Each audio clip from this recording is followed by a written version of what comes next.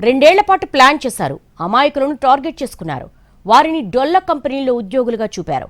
Pay స్లిప్పులు రాగానే axis బ్యాంక్లో ఆన్లైన్ ద్వారా లోన్లు తీసుకున్నారు.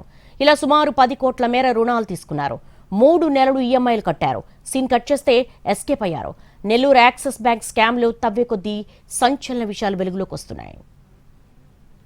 గతంలో చిన్న సినిమాలకు ప్రొడ్యూసర్గా నటుడుగా చేశారు నెల్లూరుకు చెందిన జాలే వాసుదేవ్ నాయుడు. అతనికి అల్లా బక్షు అనే వ్యక్తి పరిచయం అయ్యాడు. వీళ్ళిద్దరూ మరో ఇద్దరిని గ్యాంగ్లోకి చేర్చుకున్నారు. 2022లో స్కామ్కి స్క్రిప్ట్ రాసుకున్నారు. దాని ప్రకారం సినిమా తెలివితేటలు ప్రదర్శించారు. సినిమాల్లో ఛాన్సులు రాకపోవడంతో స్కామ్ల వైపు మళ్లారు.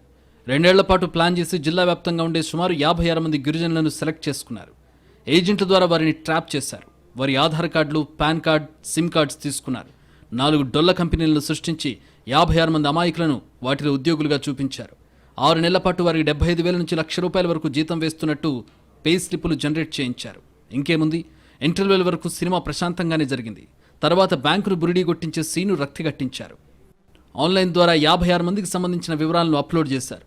లోన్కు కావలసిన పత్రాలన్నీ సరిగ్గా ఉండడంతో బ్యాంక్ కూడా ఆన్లైన్ ద్వారానే వారికి రుణాలు మంజూరు చేసింది.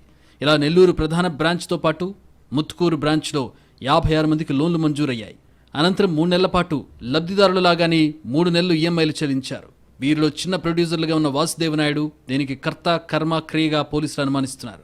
వాసుదేవ్ నాయుడు ఆఫీసుకు సంబంధించిన వాచ్మెన్ పేరుతో 20 లక్షలు, మరో మహిళ పేరుతో 50 లక్షలు లోన్ తీసుకున్నారు. 56 మంది నుంచి 10,90,00,000 దాకా రుణాలు తీసుకున్నట్టు పోలీసులు ప్రాథమికంగా గుర్తించారు. నెల్లూరు జిల్లా ముత్తుకూరుతో పాటు వైజాగ్, చెన్నై వంటి యాక్సిస్ బ్యాంక్ బ్రాంచ్ల్లో కూడా ఇవే మోసాలు జరిగినట్టు బ్యాంక్ వర్గాల్లో చర్చ జరుగుతోంది. స్కామ్ జరిగిందని గుర్తించిన బ్యాంకు ఉన్నతాధికారులు సకాలంలో ఈఎంఐలు చెల్లించలేదని కొందరికి నోటీసులు పంపడంతో కుంభకోణం వెలుగులోకి వచ్చింది. ప్రస్తుతం A1గా వాసుదేవ్ నాయుడు పరారీలో ఉండగా E2గా ఉన్న అల్లా బక్షు కూడా అందుబాటులో లేరు. నిందితులు బ్యాంకు ఉద్యోగులకు ఎక్కడ డైరెక్ట్ కాంటాక్ట్ లేకపోవడంతో పోలీసులు లోతుగా విచారిస్తున్నారు.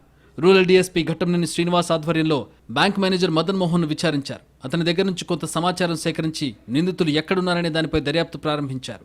వాసుదేవ్ నాయుడుకు తెలిసిన అనేక మంది పేర్ల మీద లోన్లు తీసుకుని అందులో కొంత భాగాన్ని తిరిగి వాళ్లకి ఇచ్చేసి మిగిలినది వాసుదేవ్ నాయుడు నొక్కేశాడనే ప్రచారం జరుగుతోంది. అయితే ఈ స్కామ్లో కొందరు బ్యాంకు ఉద్యోగుల పాత్ర కూడా ఉందని పోలీసులు అనుమానం వ్యక్తం చేస్తున్నారు.